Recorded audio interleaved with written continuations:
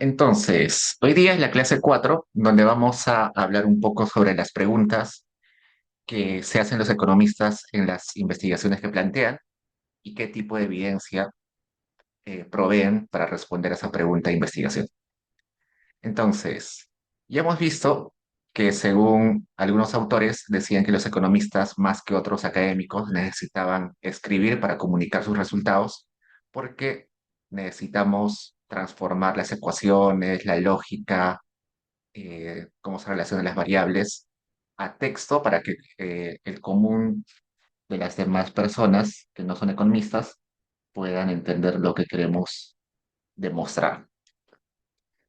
Y los economistas buscamos responder preguntas esenciales sobre el funcionamiento de los mercados, los incentivos y la política pública. Eso es lo que dice acá este autor, ¿no? Que los economistas buscamos responder cómo funciona el mercado, cuáles son los incentivos para que las personas tomen decisiones en el mercado y sobre la política pública. Esa es como que una idea general de lo que es un economista, pero en los últimos años, en particular en la última década, recuerden que esta cita es del 2005, en la última década la economía se ha ido ampliando más, ha ido abarcando más temas. Hoy en día hay economistas que estudian salud mental, que estudian incentivos desde la psicología, estudian cuestiones del derecho. Entonces, la economía se ha vuelto más amplia y este concepto o esta cita que aparece en la pantalla ha quedado un poquito relegado.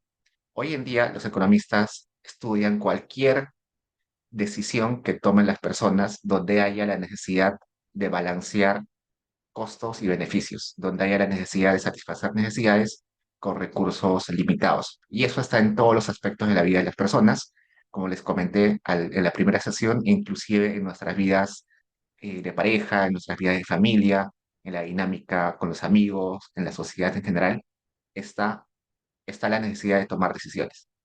Y no solamente en el mercado es solamente un aspecto, un lugar donde hacemos transacciones, que es una parte de nuestra vida. El mercado no es toda nuestra vida.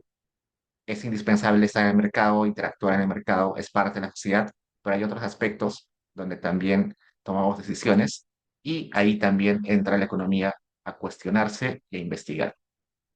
Entonces, va a ser habitual encontrar investigaciones de economistas sobre la felicidad, sobre cómo la edad puede afectar la felicidad, cómo el género afecta la felicidad, cómo se toman decisiones al momento de elegir pareja. Hace poco leí por ahí una investigación, un artículo en The Economist, donde decía cuál es la brecha de género, pero la brecha de edad ideal para tener pareja, ¿no? Por ejemplo, el hombre tiene que ser mayor que la mujer o al revés. ¿Y cuántos años tiene que ser esa brecha? ¿5 años, 4 años, 0 años, 10 años? ¿Cuál es la brecha ideal? Y hacían un estudio estadístico para ver cuánto tiempo duraban las relaciones de pareja, explicada en base a la diferencia de edades entre hombre y mujer o entre parejas, ¿no? Entonces, eso, por ejemplo, es algo que hace 10, 15 años hubiera estado fuera del estudio de los economistas, pero hoy en día ya está dentro del estudio de esta carrera. Y aún así, y bueno, con eso se vuelve mucho más interesante la carrera porque uno puede aplicar lo que sabe en muchos aspectos. Entonces, la palabra básica de un economista es necesidades, ¿no? O, perdón, decisiones. Donde haya que tomar decisiones, ahí puede entrar un economista. Sin embargo, hasta hoy en día, el grueso de investigación sigue siendo de mercado. Yo diría que más o menos un 70-75% de la investigación en economía aún tiene que ver con cuestiones de mercado, dinero, bancos, transacciones, producción, venta, todo eso sigue siendo el grueso de la investigación en economía, pero la otra parte, que no es de mercado, viene ganando, viene ganando relevancia en los últimos años. Sigamos. Entonces, acá el autor Thompson nos dice que en realidad, a diferencia del autor que vimos hace un rato, él ve que hay cuatro tipos de preguntas que aborda un economista. Entender comportamientos de todo tipo, en cualquier contexto, sea de mercado o no. Estimar relaciones causales, donde haya una variable que afecte a otra, evaluar fallas de mercado y políticas públicas, y finalmente preguntas donde se deba optimizar recursos bajo restricciones. Como se dan cuenta, solamente en el 3 y el 4 está claramente delimitado el mercado. El uno y el 2 en realidad son mucho más amplias, que implican o que abarcan más aspectos de la vida. En el caso de entender comportamientos, por ejemplo, una pregunta de investigación relevante sería cómo afecta un subsidio a la gasolina el consumo energético. ¿Qué sucedería si mañana se pone un subsidio a la gasolina? ¿Cómo eso afecta al consumo de combustibles? Otra pregunta podría ser, estos vales o bonos que da el gobierno para comprar gas, ¿cómo afecta al consumo de gas, no? La última vez que estuve enterado de esto, se da como un vale, un ticket de 30 soles, más o menos, a las personas que están en pobreza para que puedan comprar gas, ¿no? ¿Eso qué incentiva? Que la gente compre más gas, deje de utilizar combustibles contaminantes o combustibles que afectan la salud respiratoria como la leña, como la bosta, que son combustibles que afectan la respiración de las personas. ¿Qué impacto tiene eso en salud? ¿No? Entonces, entender comportamientos, cómo algún elemento de nuestra realidad, al ser cambiada, puede modificar las decisiones que toman las personas. Eh, en la otra sesión también hablamos esto de cómo que la mujer tenga un hijo afecta su decisión de trabajar. Entonces, el primer hijo que tiene una mujer penaliza los ingresos de la mujer en 40%. ¿Por qué? Porque ahí el comportamiento está condicionado a que la mujer, por la sociedad, tiene que dedicar más tiempo a los cuidados del hogar, en especial del niño. Entonces, la mujer tiene que tomar la decisión de trabajar menos, quizás de trabajar a medio tiempo, de, de flexibilizar sus horas de trabajo, y a veces no es posible. Entonces, el comportamiento se va a condicionar por alguna cosa que en su entorno cambie, ¿no? Que en el entorno cambie. Y es por esto que cuando ustedes hacen su primera semana en su curso de Fundamentos de Econometría, aparece la probabilidad condicionada, ¿no? ¿Se acuerdan? Hay la primera semana que hacen un repaso de estadística. En el núcleo de ese repaso está esta palabrita condicionada. Por ejemplo, probabilidad condicionada, está el valor esperado condicionado. ¿Por qué esa palabra condicionada? Porque ustedes quieren estudiar una variable eh, y ver cómo se comporta cuando otra variable ya tiene un valor o ya toma un valor, ¿no? Por ejemplo, les preguntan, ¿cuál sería el salario de una persona condicionado a que sus años de educación son 10 años? ¿Cuál es el salario de una persona condicionado a que su género es hombre? Entonces, esa parte que a veces no le tomamos importancia en el repaso que hacemos de estadística en la primera semana de econometría, de fundamentos de econometría, es vital porque ahí nos está hablando del comportamiento de las variables que finalmente reflejan el comportamiento de las personas, está condicionada al comportamiento o a los valores que toman otras variables. Entonces, eso es central en la econometría y en la economía en general. El segundo tipo de preguntas, donde está la economía, es en estimar relaciones causales. Y esto se ha vuelto más relevante en los últimos años. ¿Por qué? Cuando uno estudia cómo afecta una variable a otra, normalmente entra el sentido común, pero no necesariamente el sentido común nos da la respuesta clara. Por ejemplo, acá vamos a poner un ejemplo. Hace algunos años, cuando uno se preguntaba cómo la educación afecta a los salarios, uno decía, es obvio, a más educación, los salarios son más altos, ¿no? Entonces tú preguntabas a cualquier persona en la calle y te decía, oye, pero eso es sentido común. Más años de educación afecta o aumenta tus salarios, tus ingresos. Y luego vinieron los economistas y se preguntaron, oye, pero en realidad no es tan claro, ¿no? ¿Qué hacían los estadísticos o las personas de otras carreras? Simplemente comparaban cuánto ganaba una persona sin educación, supongamos solamente con secundaria, y cuánto ganaban las personas que tenían universidad, ¿no? Entonces sacaban un promedio. El promedio de los salarios condicionado a que las personas no tengan, que tengan solamente secundaria completa. Salía, por ejemplo, no sé, vamos a poner acá, insertar, esto, ¿no? Así ponen en estadística, ¿no? El valor esperado de el salario condicionado a que la persona tenga solamente educación secundaria.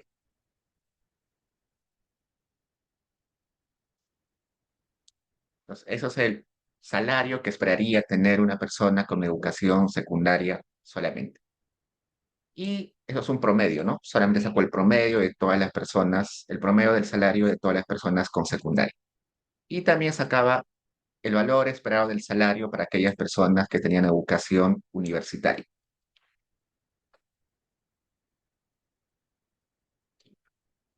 Y los restaba, ¿no? Restaba este valor que supongamos salía que en promedio una persona que tiene universidad gana, no sé, 2.500 soles y una persona que solamente tiene secundaria gana, no sé, 1.500 soles. Entonces, resto esos promedios, 2.500 menos 1.500 me sale 1.000. Entonces decía, entonces ir a la universidad aumenta mis ingresos en 1.000 soles en comparación de solamente hacer secundaria. Entonces, esa era la respuesta típica. Pero luego la econometría viene, los economistas vienen y dicen, oye, pero ese 1.000 soles de efecto que tú tienes está sucio porque implica un montón de cosas adicionales que no solamente tienen que ver con educación, sino tiene otras fuentes para que haya ese efecto. ¿Por qué? Porque la educación no solamente afecta al salario de forma unidireccional, sino también existe el efecto contrario. El salario afecta a la educación. ¿Por qué? ¿Se imaginan que una persona que al terminar la secundaria consigue un buen trabajo que le pagan, no sé, 10.000 soles? Probablemente esa persona que está ganando 10.000 soles al acabar su secundaria decide estudiar la universidad. Entonces, su salario determina que puede estudiar más, que puede ir a la universidad. Entonces, no solamente tus salarios de educación afectan los salarios, sino también tus salarios pueden afectar tu educación. Si yo ya estudié una carrera y ya gané estoy ganando un salario bueno, probablemente puedo estudiar una maestría porque tengo ya un salario alto. Puedo estudiar un doctorado o puedo estudiar una segunda carrera. Entonces, esa dirección que nos parecía obvia de que la educación afecta a los salarios y hay una relación causal, en realidad está combinada porque hay un efecto al revés. A eso se le llama la bicausalidad o causalidad inversa. Y resulta que estos 1.000 soles que yo he encontrado, en realidad están mezclando estos dos efectos. Si yo quiero separar este efecto de ida y este efecto de vuelta, no es tan simple como hacer una resta de 2.500 menos 1.500. En realidad hay que hacer un montón de econometría o métodos más avanzados para separar, porque estos 1.000 están combinando estas dos direcciones del efecto. Y más aún, hay otros efectos que están ahí eh, ocultos. Se me ocurre. Supongamos, vamos a poner acá, que acá hay otra variable, una tercera variable. Esta variable es el nivel socioeconómico de los padres, nivel socioeconómico de los padres. O simplemente, sí está bien, el nivel socioeconómico de la familia de la persona. Resulta que el nivel socioeconómico de la familia también impacta en los salarios de una persona. ¿Por qué? Porque probablemente si estás en un entorno donde hay redes de amigos, redes de familia, donde hay información sobre tu misma carrera. No sé, te imaginas que vives en un barrio donde todos son economistas. Si vives en un barrio donde todos son economistas, probablemente te enteres mucho más rápido de cuáles son las oportunidades de trabajo, de cuáles son los mejores lugares para buscar trabajo, dónde están requiriendo economistas, ¿no? Si tienes quizás un tío que es economista y que trabaja en el Ministerio de Economía, te vas a enterar muy rápido de ello. Entonces, tu nivel socioeconómico afecta a tus salarios. Pero además, el nivel socioeconómico también afecta a la educación. Los datos nos dicen que personas que nacen en, en hogares ricos, en hogares con nivel socioeconómico alto, suelen alcanzar con mayor facilidad más cantidad de años de educación. Y los que nacen en situaciones de pobreza, en niveles socioeconómicos bajos, suelen solamente completar primaria y con poca probabilidad secundaria. ¿Por qué? Porque los recursos de la familia facilitan que uno pueda costear la educación, que uno pueda tener tiempo y no tener la necesidad de trabajar ese niño, ¿no? Entonces, este nivel socioeconómico también está afectando a la educación y a salarios. Entonces, cuando el nivel socioeconómico cambia, cambia la educación y la educación hace cambiar los salarios, ¿no? Fíjense en las flechas. Cuando cambia ese nivel socioeconómico, cuando se mueve, ese movimiento, como afecta a educación, también hace mover a educación. Y educación, al moverse, también hace mover a salarios. Pero como ya se movió nivel socioeconómico, también se mueve salarios por este lado. Entonces, estos 1.000 soles que yo había calculado como el efecto de educación sobre salarios, en realidad te está combinando este efecto de ida, este efecto de vuelta y el efecto de esta variable que está acá afuera. A esto se le llama un problema de endogeneidad, por ejemplo. Es un tipo de endogeneidad por variable omitida. Esto es un efecto también de endogeneidad por causalidad inversa. Entonces, todo eso es el reto de lo que hoy se le llama inferencia causal. La inferencia causal busca aislar este efecto, que voy a poner a rojo, porque mi pregunta de investigación es cómo la, cómo la educación afecta a los salarios. Y para saber exactamente cuánto afecta, cuánto, cuánto efecto tiene esta línea roja, esta flecha roja, tengo que separar los efectos de cada flecha. Eso se llama inferencia causal y eso me permite finalmente estar seguro de que el numerito que estoy calculando es en realidad la causa, el efecto limpio. Entonces, estos 1.000 soles es la mezcla de todos los efectos que están acá, todas las flechas. Quizás esta flecha roja solamente es 500 soles, o quizás es más, es 1.500 soles. Entonces, eso se llama inferencia causal y es un tópico que ha ido con mucho avance en los últimos años y que sería interesante que ustedes estudien con paciencia porque muchos lugares están buscando gente que tenga conocimiento sobre inferencia causal, métodos econométricos en inferencia causal. Ah, y acá está esa pregunta, ¿no? ¿Cómo la educación afecta a los ingresos? Entonces, no es tan fácil responder a esa pregunta como simplemente agarrar datos y promediar y luego restar, sino que hay que hacer algunos procesos y aplicar algunos métodos de evaluación de impacto, diferencia causal para tener esa respuesta. Acá hay un caso icónico, el de Carr y Kruger de 1994, que se preguntaron si los salarios mínimos, el cambio del salario mínimo, afecta al desempleo. Normalmente cuando hay esta discusión de aumentar el salario mínimo, hay dos posturas, ¿no? Los que dicen, oye, en realidad aumentar el salario va a generar desempleo, porque te dicen que mayores costos para trabajar, para pagar a los trabajadores, desincentiva a contratar trabajadores y se van a despedir gente y entonces genera desempleo, ¿no? Y esa es la postura. Y bueno, hay otra postura que dice que en realidad aumentar los salarios mínimos mejora la economía porque le da mayor capacidad de compra a los trabajadores, ¿no? Y los trabajadores van a comprar más, van a demandar más. Normalmente, la postura que gana, no tanto por evidencia, sino porque muchos economistas están convencidos de eso, es que aumentar el salario mínimo genera desempleo, ¿no? Eso era lo habitual hasta que Carr y Kruger en el 94 encontraron evidencia limpia, evidencia causal, que sostenía lo contrario, que el aumento del salario mínimo no genera desempleo. ¿Por qué los anteriores encontraban evidencias contrarias? Porque hacían exactamente eso, hacer promedios y restar.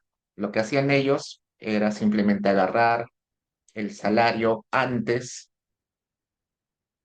del aumento,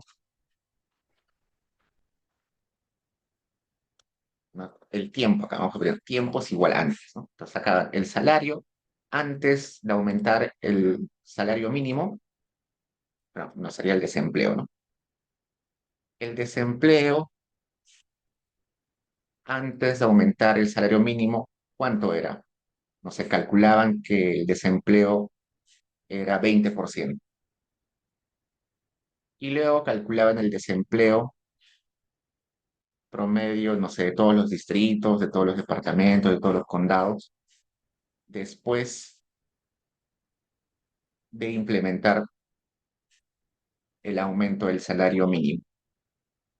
Y ahí encontraban que el desempleo promedio era 0,22, ¿no? 22%. Entonces hacía la resta, 22% menos 20% y le salía 2%.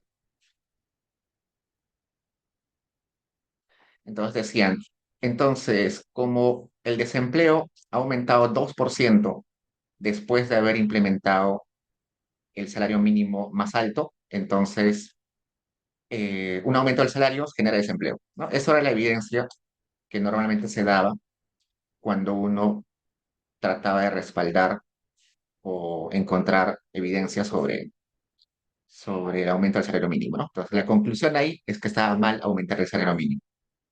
Hasta que llegó Cary Kruger y dijeron, oye, lo que estás haciendo en realidad no tiene mucho sentido porque, porque en este contexto han cambiado muchas cosas. Antes y después ha tenido un montón de cambios estructurales en la economía. Puede ser que la economía en ese momento haya caído, que la economía haya tenido una recesión. Puede ser que estés utilizando distritos o departamentos o estados o condados que no son comparables, que han sufrido cosas distintas en ese periodo. Entonces, ¿qué hicieron estos autores? Se dieron cuenta que en Estados Unidos, cada uno de los estados, que voy a graficar estados, es un estado, no sé, A, es el estado B, y acá hay otro estado C. Y así hay un montón de estados, Nueva York, eh, ¿qué más hay? Washington, eh, no me acuerdo los estados, hay un montón de estados. Entonces ellos encontraron o ellos se dieron cuenta que en Estados Unidos cada estado determina su salario mínimo, ¿no? Los que alguna vez han estado en Estados Unidos, por ahí han leído noticias o han estado en Work and Travel, no sé, seguro se han dado cuenta que en cada estado se paga diferentes salarios mínimos. En algunos estados, como en Maryland, el salario mínimo debe estar en $9, $10. En Nueva York debe estar mucho más.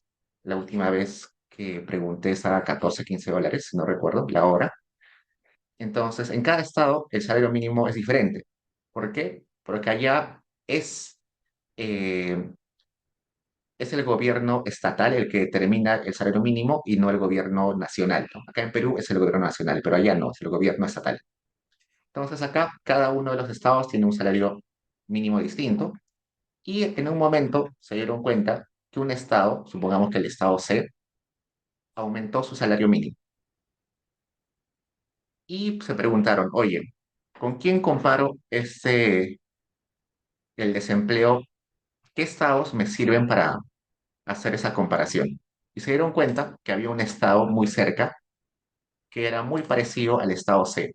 Tenía más o menos la misma estructura económica, la misma cantidad de población, la misma proporción hombres-mujeres, la misma cantidad la misma proporción de jóvenes y adultos mayores. Se dieron cuenta que estos dos estados eran muy parecidos. Entonces, como este estado C sí aumentó el salario mínimo y este estado A no aumentó el salario mínimo, eran comparables. Y al ser comparables, se podía hacer algún tipo de evaluación de impacto. Y aplicaron una evaluación de impacto que se llama diferencias en diferencias, que es bien simple, pero que se necesita un montón de condiciones previas para aplicarlo.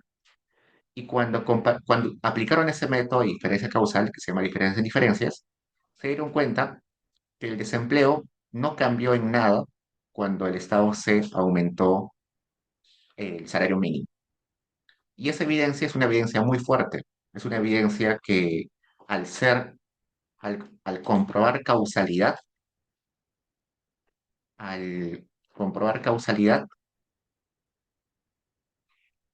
es decir, al tener ese numerito, que es el efecto limpio, es una evidencia totalmente utilizable para política pública.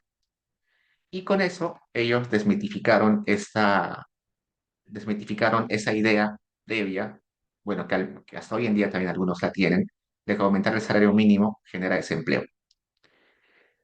Eh, Se han hecho estudios en Perú, en otros países de Latinoamérica para ver si el aumento del salario genera desempleo. Y en realidad la evidencia no es pareja. En algunos grupos sociales, como en los jóvenes, no genera desempleo. En otros grupos, quizás en los adultos mayores, sí genera desempleo. Depende del contexto, el grupo poblacional que estemos trabajando, el sector donde estemos estudiando, de las características del país donde estemos, del cual estemos estudiando, al cual estemos estudiando.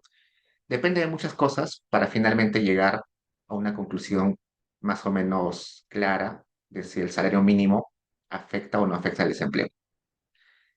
Y bueno, esa parte de la economía, ese tipo de preguntas de la economía, son preguntas que normalmente necesitan más tiempo para ser respondidas porque, como les comenté, esos métodos son un poquito más complejos, pero eso solamente es una parte de la economía.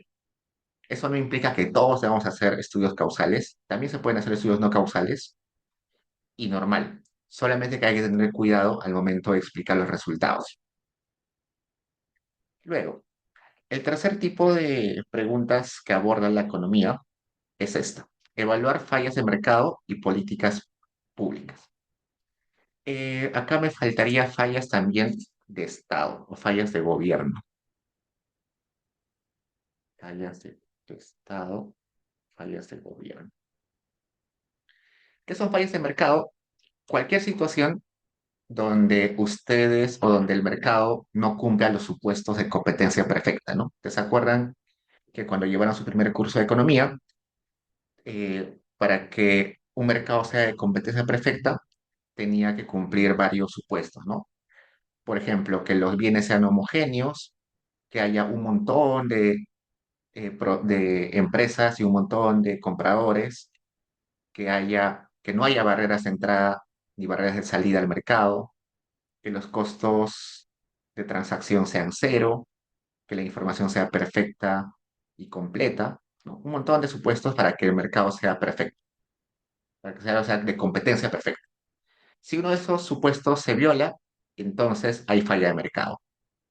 Ejemplo, cuando solamente hay un solo vendedor, es monopolio, ¿no? Eso viola el supuesto de la atomicidad o de la cantidad de vendedores o proveedores grande. Entonces, el monopolio, por definición, es una falla de mercado. Otra falla de mercado, el monopsonio, donde solamente hay un comprador. Otra falla de mercado, que haya costos de transacción para comprar algo. Y eso, por ejemplo, ocurre en el mercado de casas. Cuando yo quiero comprar una casa, no solamente tengo que gastar en el precio de la casa. Si la casa cuesta 1 millón de soles, no voy a pagar solo 1 millón de soles, no voy a desembolsar solo 1 millón de soles.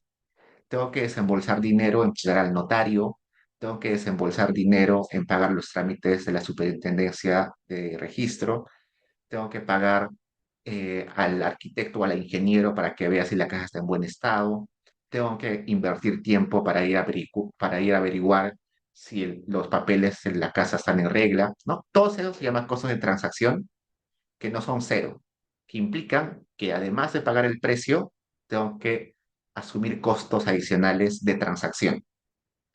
Entonces, el mercado de viviendas no es de competencia perfecta. ¿Por qué? Porque hay costos de transacción. Otro ejemplo, en el mercado de medicinas. En el mercado de medicinas no hay información completa ni perfecta. ¿Por qué? Porque el paciente no conoce exactamente para qué sirven los medicamentos, qué componen los medicamentos, qué efectos tiene, qué efectos secundarios tiene, cuál es el uso ideal del medicamento. El paciente confía mucho en el doctor. ¿Por qué? Porque se asume que el doctor sabe todo sobre la medicina y confía uno, ¿no? Entonces hay una simetría de información donde el paciente está en desventaja, ¿no? Si el doctor te dice tienes que comprar este medicamento que cuesta un montón de plata, tú vas a hacer el esfuerzo de sí o sí comprarlo porque confías, ¿no? Entonces, ahí hay ese problema de información asimétrica, de información no completa. Por tanto, también hay una falla de mercado ahí. Entonces, los economistas estudiamos esas fallas de mercado que normalmente lo ve la economía de la regulación. ¿Por qué la economía de la regulación? Porque como economistas asumimos que la competencia perfecta es la situación ideal, el primer mejor en el cual debería estar la sociedad. Lamentablemente, la mayoría o casi todos los mercados son de competencia imperfecta, hay fallas de mercado. Entonces ahí entran los reguladores para tratar de corregir esas fallas y acercarnos al primer mejor, que es el de competencia perfecta, ¿no? Por ejemplo, como el mercado de electricidad es un monopolio, entonces entra ahí el regulador, que en ese caso sería no, Osinerminc, ¿quién regula la electricidad? Entonces entra el regulador y a, obliga al monopolista a comportarse como si fuera de competencia perfecta. Obliga a que sus precios se acerquen a los precios de competencia perfecta. En el mercado de medicinas, como en el mercado de medicinas hay problema de falla de mercado por la información, entonces entra Indecopy para tratar de sancionar si las empresas, si las farmacéuticas se coluden para poder solamente dar ciertos medicamentos, o se coluden con los médicos, o se coluden con las clínicas para vendernos ciertos medicamentos y no otros. Entonces, cuando hay falla de mercado, entran los reguladores para tratar de modificar ese comportamiento y acercarnos a competencia perfecta. Y los reguladores necesitan a los economistas, básicamente para que entendamos cómo surgen esas fallas de mercado y cómo se pueden resolver. ¿Qué más? Y las fallas de gobierno o las fallas de la regulación. También sucede que cuando uno trata de regular, cuando uno trata de intervenir desde el gobierno, probablemente no tome la mejor decisión y genere algún tipo de falla, ¿no? Por ejemplo, el control de precios en mercados que no lo necesitan. ¿Se imaginan que, no sé, mañana el gobierno entre y regule el precio del pan, o diga que el pan debe costar 10 céntimos cada pan 10 céntimos sí o sí, y si no, el mercado o el supermercado o el vendedor puede ser renunciado? O sea, eso es un tipo de falla del gobierno, una falla de la regulación, porque está entrando a distorsionar el mercado y no está llevándolo hacia el primer mejor, que sería el de competencia perfecta, sino al contrario, lo está distanciando. Y eso también lo estudia la economía, ¿no? Y ese tema de corregir estas fallas tanto de mercado y de gobierno es un mundo enorme que seguro a alguno de ustedes eventualmente le va a gustar. Eh, en el Perú tenemos un montón de reguladoras como Citran, Sinermin, Ciustel, la Sutran, la SUNAS, ¿qué más? Su Salud, Indecopi. Todas esas reguladoras están acá. Y finalmente, el último tipo de preguntas tiene que ver con optimizar recursos bajo restricciones. Ejemplo de esto, cómo diseñar impuestos que maximizan la recaudación sin afectar el bienestar. Esto es interesante. Eh, Muchos de nosotros hemos escuchado esta discusión típica de cuál es conveniente, bajar impuestos o subir impuestos. Y en nuestro curso de economía pública, cuando lleven economía pública, van a notar que en realidad es una pregunta que está mal planteada. La pregunta inicial debería ser, ¿para qué queremos bajar o subir los impuestos? Porque según el objetivo, la respuesta puede ser muy distinta. Si el objetivo, por ejemplo, de modificar los impuestos es la recaudación, deberíamos tomar en cuenta que la literatura internacional nos dice que la relación entre impuestos y recaudación no tiene una forma lineal, sino tiene esta forma de acá.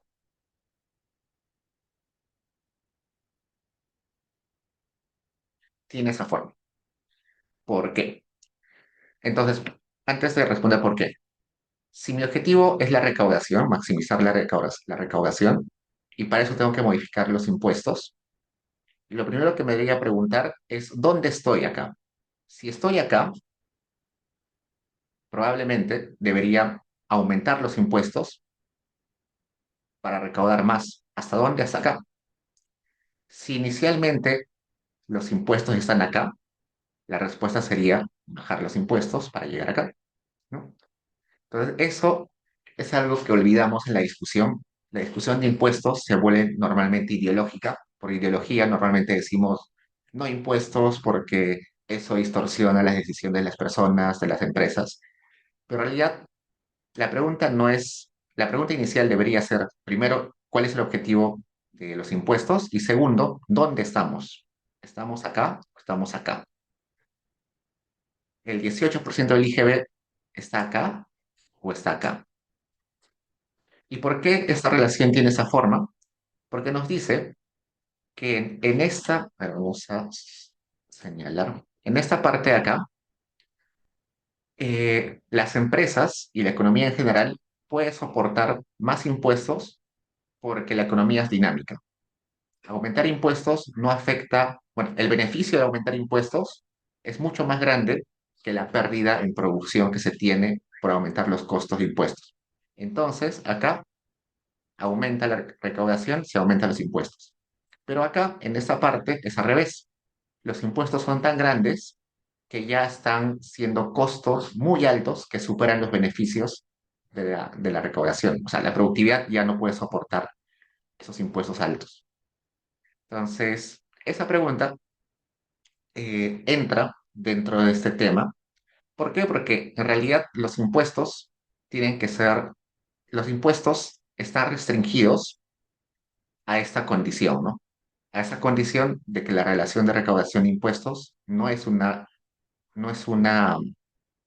relación lineal, sino tiene esa forma cóncava, que tiene que ver con que la economía tiene un nivel de productividad que permite soportar impuestos y esa productividad normalmente hay que estimarla para saber en qué puntos es el que maximiza, ¿no?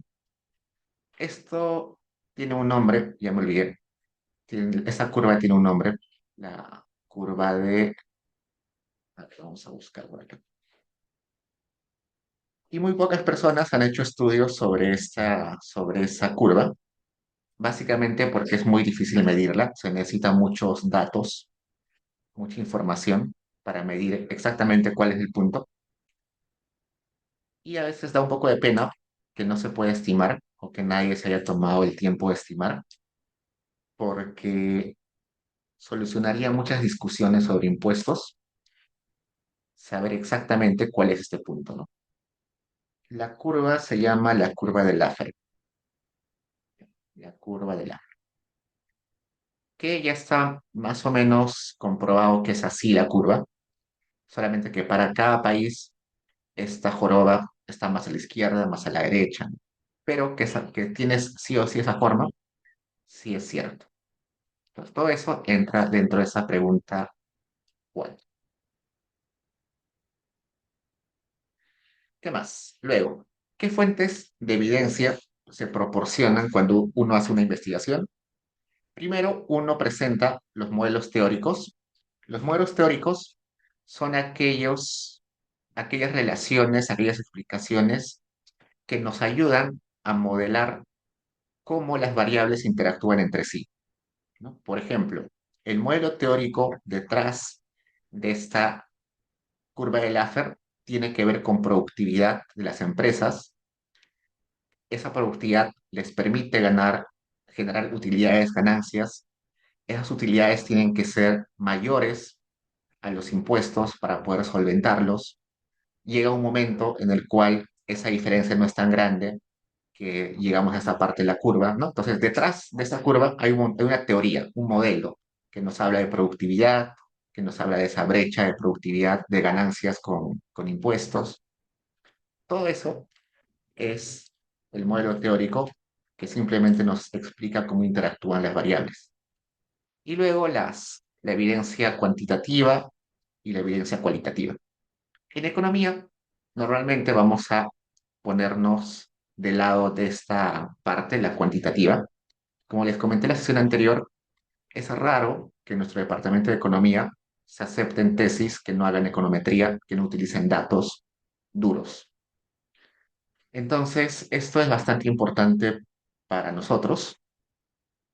Hay otras universidades y otras carreras que dan más prioridad a la información cualitativa, ¿no? Entrevistas, eh, focus group, todo eso que es más de opinión, de preguntar a la gente cómo se siente, de hablar en grupos pequeños. Lamentablemente en economía no somos muy expertos en esto, porque la economía se ha ido para el lado cuantitativo, pero sí se puede trabajar con estos datos. Y en los últimos años se ha puesto de moda algunos programas como Atlas. Atlas permite hacer exploración cualitativa y transformarla en cuantitativa, pero aún así hoy en día la evidencia cuantitativa no es muy extendida en economía, pero sí es extendida en estos tipos de textos que les comenté ayer. Dentro de los cuatro o cinco tipos de texto que vimos ayer, habían estos de política pública y argumentativos. En esos dos tipos sí puede entrar información cualitativa. Por ejemplo, podría citar a un economista renombrado del país, ¿no? Es decir, según Waldo Mendoza opina que aumentar los salarios no está bien para la informalidad. Puedo citar, no sé, a un economista reconocido como Acemoglu. Según Acemoglu, las instituciones importan. Entonces, esta evidencia cualitativa, hacer entrevistas a personajes, hacer entrevistas a académicos, sí puede servir, pero más para estos ensayos argumentativos y para los textos de política pública, pero no tanto para los textos empíricos, que son los que vamos a tener que trabajar con más profundidad en nuestra carrera. ¿Qué más? Esto ya lo hablé hace un rato. Acá hay algunos ejemplos que lo pueden chequear luego. Simplemente son ejemplos de preguntas de investigación y qué datos debería utilizar. Por ejemplo, ¿cómo impacta un año adicional de escolaridad en el ingreso laboral promedio en Perú? Básicamente muy parecido a lo que vimos hace un rato, cómo la educación impacta en los salarios, en los ingresos. ¿Qué datos utilizaría? Podría utilizar, por ejemplo, datos cuantitativos de la encuesta nacional de hogares, en particular la que es de tipo panel o longitudinal, y trabajar esos datos bajo la luz del modelo de capital humano de Gary Becker. Becker es un economista que ha trabajado muchos temas laborales, en particular de economía de capital humano, que dice que lo más importante para predecir o para explicar los salarios es educación. Y él tiene un modelito bien bonito con ecuaciones bien explicadas. Entonces yo podría responder a esa pregunta utilizando ese modelo y aplicando estos datos de la encuesta nacional de hogares. Si tengo esta pregunta, el ejemplo 2: ¿cómo afecta la creación de regímenes tributarios simplificados a la formalización? Este es un tema interesante.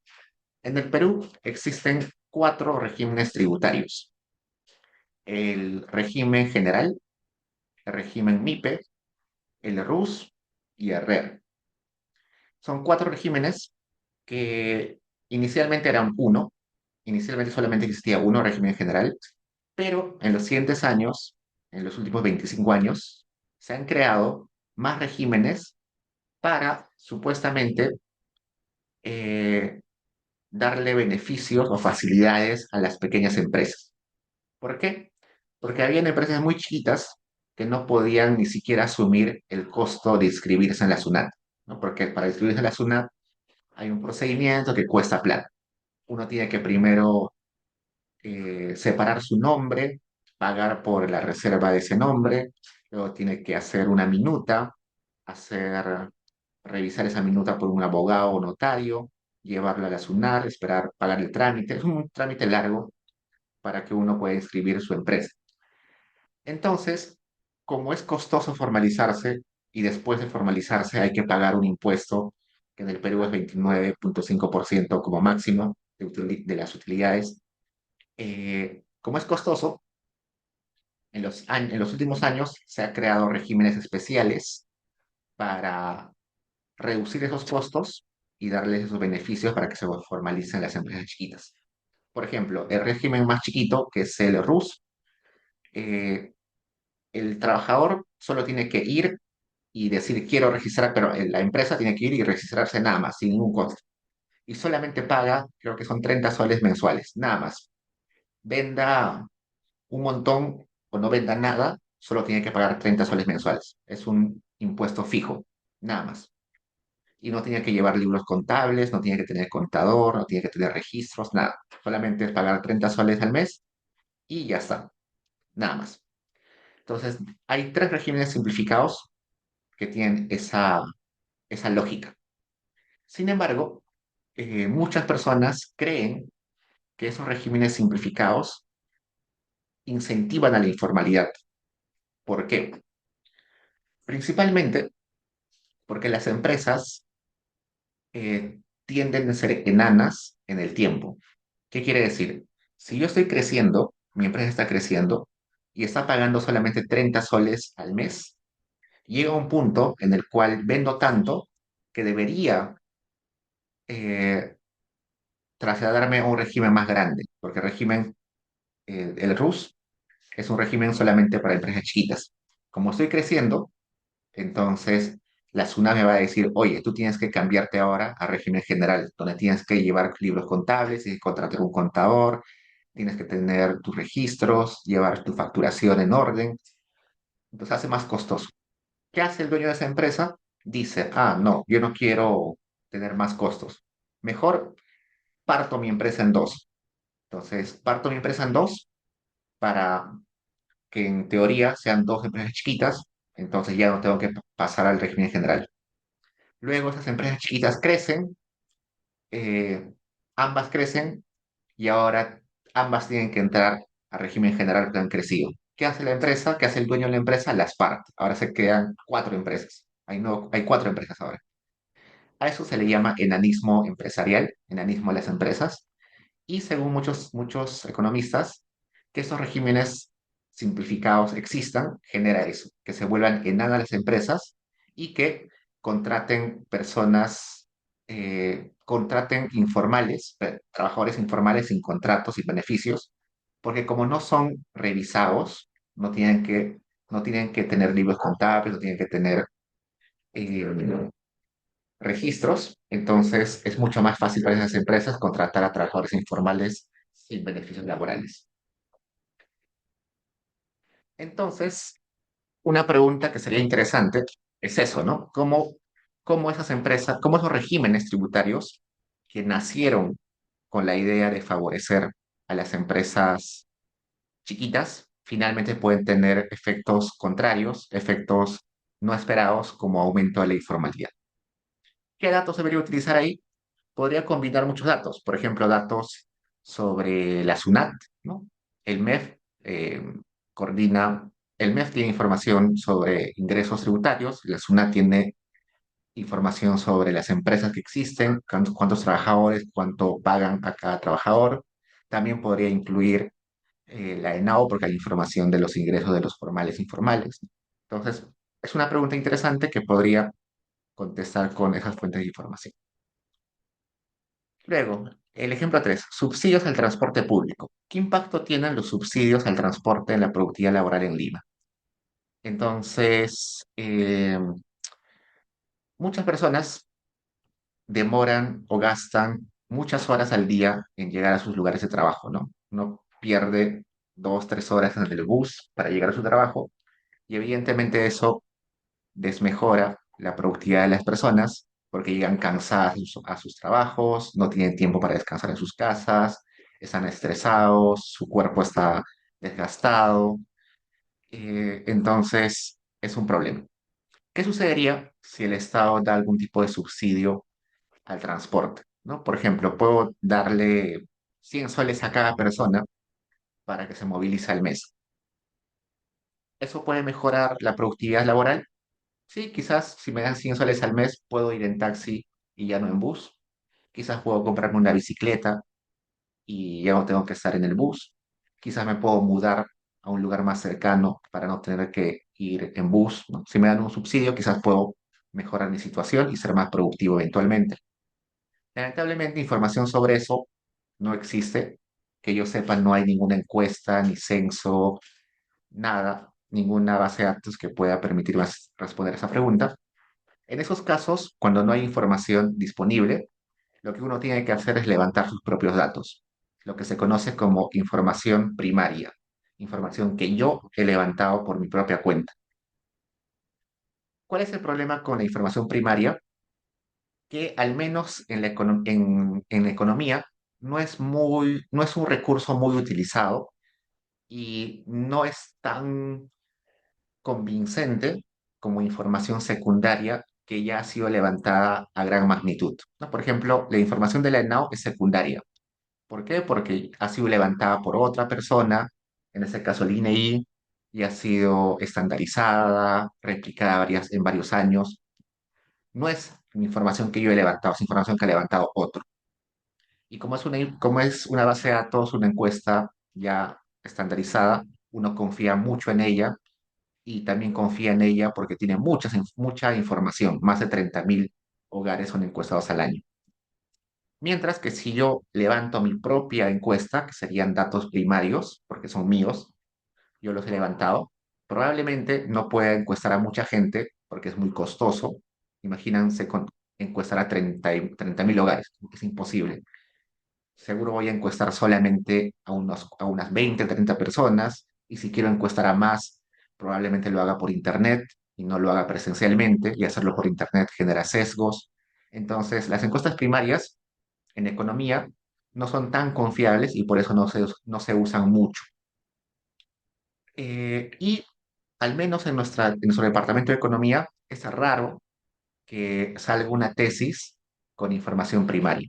Hay casos excepcionales, uno que otro caso por ahí, de alumnos que han levantado su propia encuesta, pero no es lo común. Lo común es que nosotros utilicemos encuestas que ya estén publicadas y que sean grandes. Las encuestas y censos que tiene el INEI, las encuestas que hace Apoyo, las encuestas que hace el IEP, las encuestas que hace, no sé, el Banco Mundial, el FMI, no sé, cualquier fuente de datos que ya esté publicada y donde yo pueda acceder y tenga un montón de información. Esas son las fuentes principales que al menos los economistas de la Católica estamos acostumbrados y que suelen ser más de mayor confianza. Las primarias no tanto, pero en algunas ecuaciones va a ser necesario. Entonces, eso sí depende de su investigación, pero solamente para hacerles notar que no es frecuente en nuestra universidad. Listo. ¿Les preguntas, chicos?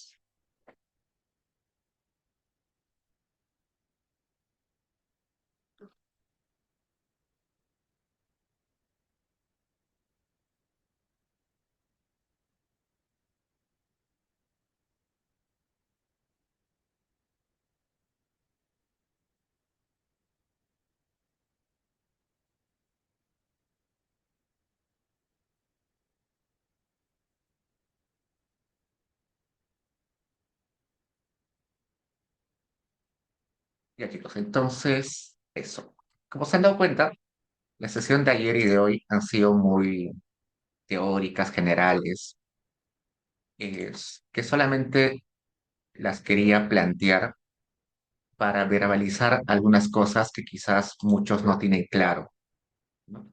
A veces es bueno verbalizar algunas ideas que están ahí, que parecen de sentido común, pero que a veces no nos ponemos a reflexionar sobre ellas, ¿no? Y recién desde la siguiente, bueno, desde la siguiente semana vamos a tener ya sesiones un poquito más prácticas, utilizando quizás recursos de búsqueda de literatura, aprendiendo algunas bases de datos, aprendiendo dónde descargar información. Por ahora está bastante teórico, ya la siguiente se va a volver un poquito más interesante. Mientras tanto, como ya saben, cada semana tenemos una nota. La nota de la semana anterior estaba compuesta por 18 puntos de la tarea académica uno y 2 puntos por los comentarios que debían hacer hasta hoy en los videos. Y con eso tendrían 20 en la nota uno. Para la nota 2 hay dos actividades. Una que la voy a dejar hoy día y otra que la voy a dejar mañana. Ambas son actividades cortas que están pensadas para que la hagan máximo en una hora.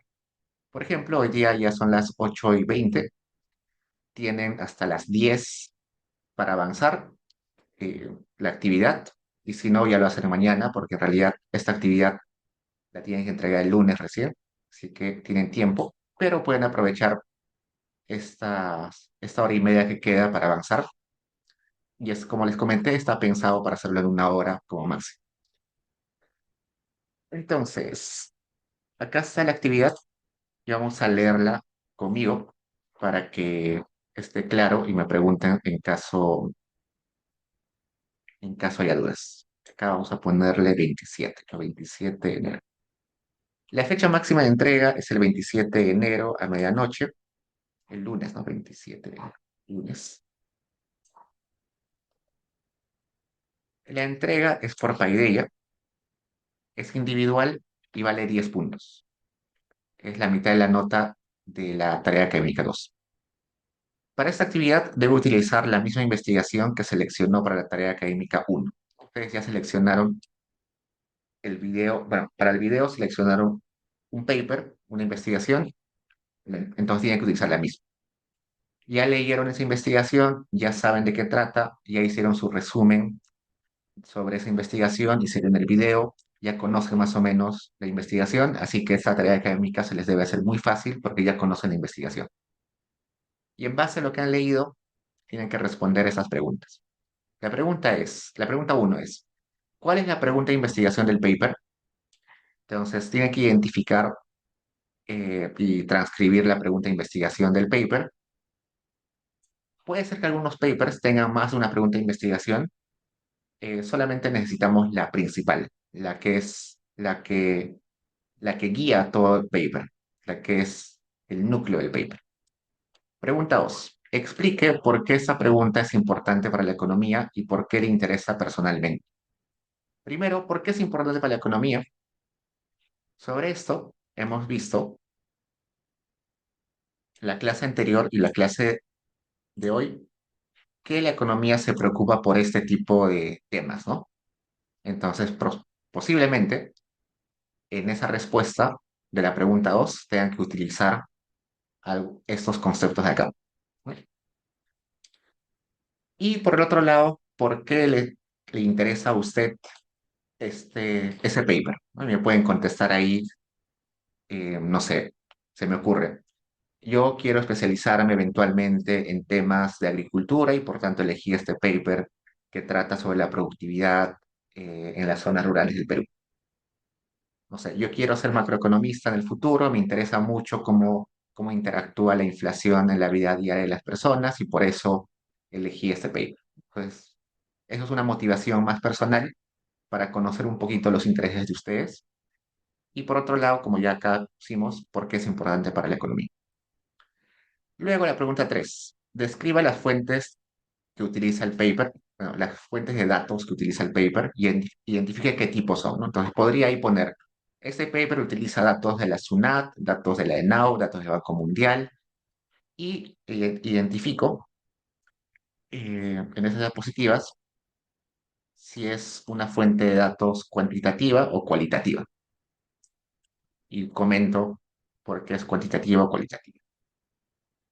Luego la pregunta siguiente dice, ¿cómo estos datos ayudan a responder la pregunta de investigación? ¿No? Decir, por ejemplo, estos datos se utilizan para calcular los niveles de informalidad y estos niveles de informalidad se comparan entre países, entre departamentos, entre periodos de tiempo y con eso el autor logra rastrear que el efecto, logra diferenciar el efecto de esas variables contra estas, ¿no? Como que tratar de contarle un poquito cómo esos datos se han utilizado para responder la pregunta de investigación.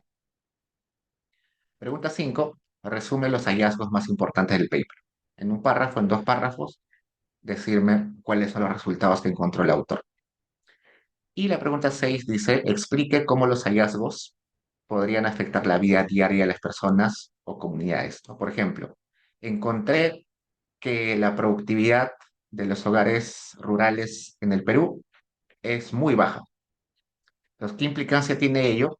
Quizás que las comunidades campesinas, los productores agropecuarios no sean competitivos en el mercado y finalmente asuman pérdidas, no se vendan sus productos y eso afecta sus ingresos laborales y caigan en pobreza, se me ocurre. Encontré que el paper decía que aumentar los impuestos aumenta el desempleo, no sé. Aumentar el impuesto hace caer la recaudación, supuestamente, supongamos. Entonces, digo, esto me da a notar de que en realidad, si aumentamos los impuestos, la gente eventualmente va a tener menos acceso a servicios públicos, porque los servicios públicos se financian con la recaudación. Como que ver, interrelacionar cómo lo que estamos estudiando finalmente puede tener impactos en la vida de la gente. Y finalmente, cómo las conclusiones o los resultados del autor afectan podrían afectar la toma de decisiones en política pública.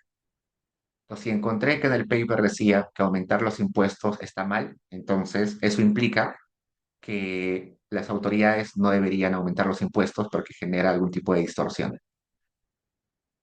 Eh, Noten que, que muchas políticas públicas en el Perú no se toman en base a evidencia, sino en base a ideología y en base a convencimientos personales o también convencimientos de grupo, ¿no?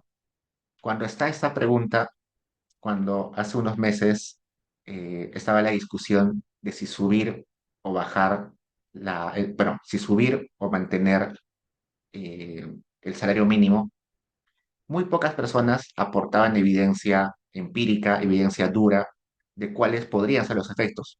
La mayoría solamente discutía en base a opiniones. Y esas opiniones estaban basadas en ideología, en convencimientos personales. Entonces, no necesariamente las decisiones de política se toman en base a evidencia, ¿no? No sé si les conté, pero en algún momento en el MIDIS se trató de crear un programa social que duplicaba muchas funciones que ya tenían otros programas sociales, pero estaban empeñados en crear ese programa social que inclusive era muy costoso y que no traía beneficios a las personas, no traía muchos beneficios en realidad, pero se empeñaron en crearlo. ¿Por qué? Porque el ministro o la ministra en ese entonces y el presidente o presidente de la República en ese entonces estaba convencidísimo de que ese iba a ser su legado político con el cual iban a recordar en los siguientes años. Entonces, ese ministro, ese presidente o presidenta, no les importó mucho la evidencia, estaban convencidos por sus ideas, sus opiniones, sus convencimientos. Entonces, quizás ahí también pueden comentar eso, ¿no? En este paper dice que se debería reducir los impuestos. Sin embargo, eh, nunca lo han hecho o sin embargo no lo hacen, probablemente porque no quieren generar algún tipo de problemas, ¿no? Entonces, ahí comenten todo eso que tiene que ver con política pública. Y acá abajo les he puesto un ejemplo de una investigación. Acá dice, eso es un paper que no puse la cita, lo debería poner, donde la pregunta de investigación es, ¿cómo impacta la implementación del salario mínimo en el empleo informal en zonas rurales? ¿No? Esa era la pregunta de investigación de ese paper, y acá en un párrafo comento un poquito de qué va el paper, ¿no? El paper busca responder cómo un cambio en una política laboral afecta directamente el comportamiento de los empleadores y empleados en entornos de alta prevalencia de informalidad, ¿no? El sector rural, el área rural, tiene mucha informalidad, particularmente en áreas rurales donde la dinámica económica es diferente a la urbana. La pregunta de investigación refleja una preocupación central en economía, entender cómo las políticas públicas generan efectos diferenciados dependiendo del contexto. Luego, la pregunta 2, importancia por la economía e interés personal. Esta pregunta de investigación es clave para la economía porque la informalidad laboral representa más del 70% del empleo en el Perú, lo que limita la recaudación fiscal, reduce la productividad y mantiene a una gran parte de la población en condición de precariedad laboral.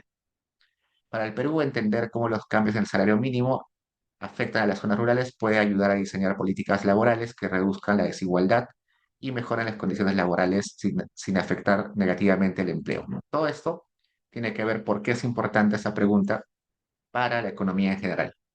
Y este párrafo ya responde el interés personal, ¿no? Me interesa personalmente porque las zonas rurales suelen ser las más vulnerables, con menor acceso a servicios básicos y menor cobertura de derechos laborales. Este tema conecta directamente con la posibilidad de conectar políticas inclusivas que mejoren la condición de vida de quienes trabajan en esta área. Además, la informalidad laboral es un tema recurrente en debates de política económica y este análisis podría aportar la información para futuras decisiones. Ahí también podría agregar, ¿no? Además, yo quiero eventualmente dedicarme a la economía laboral, trabajar en el Ministerio de Trabajo, ¿no? Poner algún tipo de esa información. En la pregunta 3, donde me pedían fuentes de datos y cuáles son los tipos de estos, podría poner acá, ¿no? Que este paper utilizó la encuesta nacional de hogares, datos de la SUNAT, también entrevistas cualitativas, ¿no? Entonces acá tipos de datos. Encontré cuantitativos y también cualitativos, ¿no? Cualitativos. ¿Por qué? Porque también utilizó algunas encuestas a empresarios y trabajadores. Solamente identificar el tipo de fuente de datos. 4. ¿Cómo ayudan los datos a responder la pregunta? Dice, los datos cuantitativos de la ENAV y la SUNAT permiten identificar cambios en la tasa de empleo formal e informal antes y después de la implementación del salario mínimo, proporcionando evidencia general sobre las tendencias. Por ejemplo, la estadística de la ENAV revela cómo varían los ingresos y los tipos de empleo según región y los sectores económicos. Por otro lado, los datos cualitativos, que eran más entrevistas, aportan un contexto que no se puede capturar directamente o únicamente con números.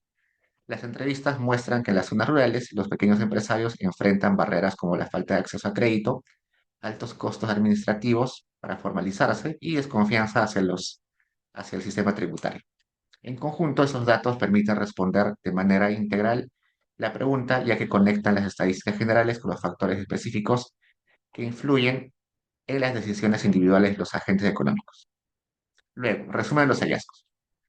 El paper concluye que el impacto del salario mínimo en el empleo informal varía significativamente entre zonas rurales y urbanas. En las zonas urbanas, el aumento del salario mínimo lleva a una reducción moderada de la informalidad debido a mayor fiscalización y acceso a servicios públicos. Sin embargo, en las zonas rurales, el impacto fue limitado debido a las barreras estructurales, como la falta de infraestructura, menores oportunidades y costos altos a la formalización. Otro hallazgo es que el salario mínimo incentivó un leve aumento en la productividad en los sectores que lograron adaptarse a las nuevas regulaciones, pero esto no fue uniforme en todo el país. Pregunta 6. Impacto en la vida diaria. Implementar políticas complementarias al salario mínimo podría tener un impacto significativo en la calidad de vida de los trabajadores rurales, ¿no? Aumentar el salario puede impactar directamente a ellos. Por ejemplo, reducir los costos administrativos para formalizar un negocio y ofrecer incentivos podría permitir que más personas accedan a beneficios como seguridad social, pensiones y protección contra los riesgos laborales. En la vida cotidiana, esto significa que un agricultor o un pequeño empresario en un área rural podría formalizar su negocio sin enfrentar barreras económicas imposibles, mejorando su acceso a crédito y estabilidad económica. Impacto en la toma de decisiones. Los hallazgos del paper sugieren que las políticas públicas no deben ser uniformes, ¿no? Como hemos visto, efectos diferenciados, debe haber políticas diferenciadas, sino adaptarse a las características regionales. En las zonas urbanas, formalizar la fiscalización y ofrecer incentivos fiscales puede ser suficiente para aumentar la formalización. Sin embargo, en las áreas rurales es crucial combinar estas políticas con inversiones en infraestructura, educación financiera y programas de capacitación para pequeños empresarios. Además, los resultados del paper podrían informar futuras decisiones sobre cómo diseñar políticas laborales que no solo mejoren las condiciones del trabajo, sino que también sean inclusivas y efectivas en contextos con alto nivel de desigualdad regional. Como se dan cuenta, este ejemplo tiene una página y media, inclusive menos, porque acá está con doble interlineado, esta página y media. Así que eso es lo que se busca que hagan con el paper. Si se dan cuenta, muchas de las preguntas ya las han tocado en su video, así que ya lo deben tener ahí escrito, resumido en un papel, o ya lo deben tener en su memoria. Así que simplemente es ordenar eso y ponerlo en texto, en unos cuantos párrafos, para que no solamente hayan para que no solamente veamos que han entendido en el video, sino también un poquito en ese texto y complementar con algunas ideas adicionales. En especial, me interesa esta de acá, cuál es la importancia de la economía para la economía y para su interés personal. Y las dos últimas, que es el impacto en la vida diaria de las personas y cómo puede afectar en la toma de decisiones en política pública. Hasta ahí pregunta, chicos. Profesor, disculpe, en el punto 6 y 7 tienen relación, ¿no? Dime. El punto 6 y 7 tienen relación. Sí, tienen bastante relación. Solamente que acá en el último, póngale foco en cómo un ministro, un funcionario, un presidente, algún gobernante pueda utilizar esto para en el futuro implementar algo, ¿no? Por ejemplo, acá, al final lo que está diciendo es que le recomendaría al hacedor de política que haga políticas diferenciadas, ¿no? Acá, que no sean uniformes las políticas. Están bastante relacionadas, solamente que acá quiero que pongan énfasis en cómo deberían ser las políticas públicas para, en base a lo que dice el paper. Acá Fernanda me pregunta ¿hasta cuándo? Hasta el lunes.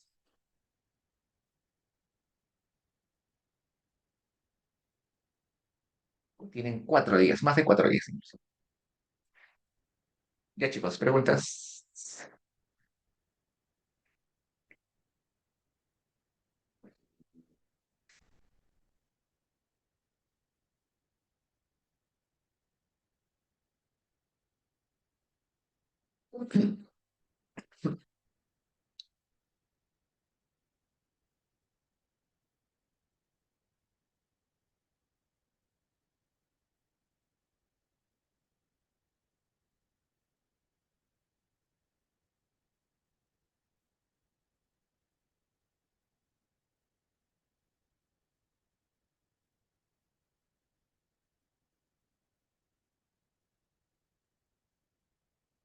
Antes que lo olvide, lo voy a subir de una vez.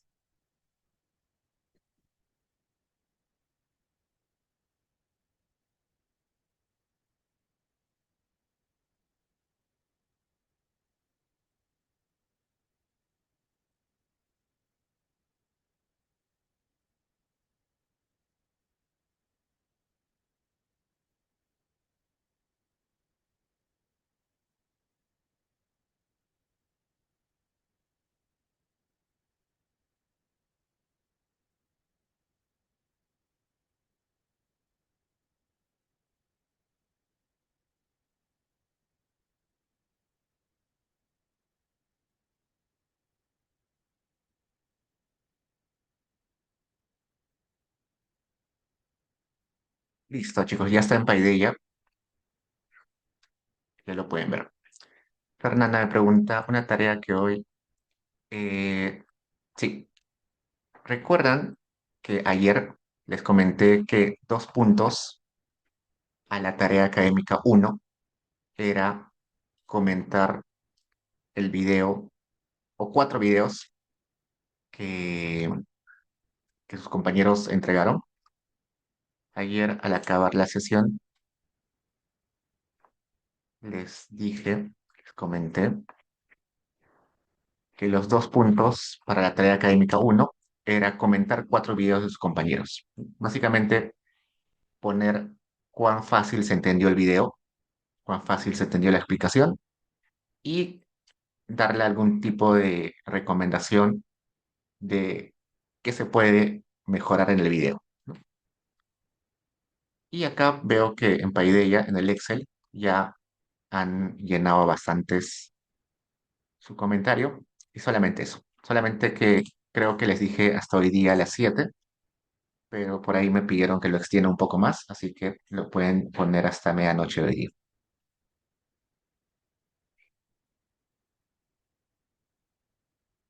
Esto es hasta hoy a medianoche.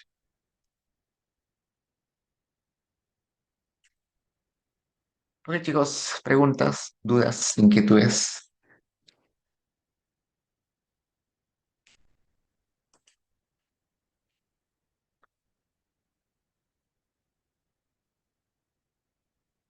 Ya, chicos, entonces, en esta hora y 20 que queda, hasta normalmente es de 7 a 10, ¿no? Está destinado para que vayan avanzando esa tarea académica que ya está en Paideia. Y mañana tenemos clases en la mañanita a las 10, si no me recuerdo. Y en esa clase les menciono la siguiente actividad, que también vale 10 puntos y que es bastante sencilla, no se preocupen, y también es para la siguiente semana. Ok, chicos, eso es todo por hoy. Aprovechen este tiempo y ya nos vemos mañana. Cuídense, nos vemos.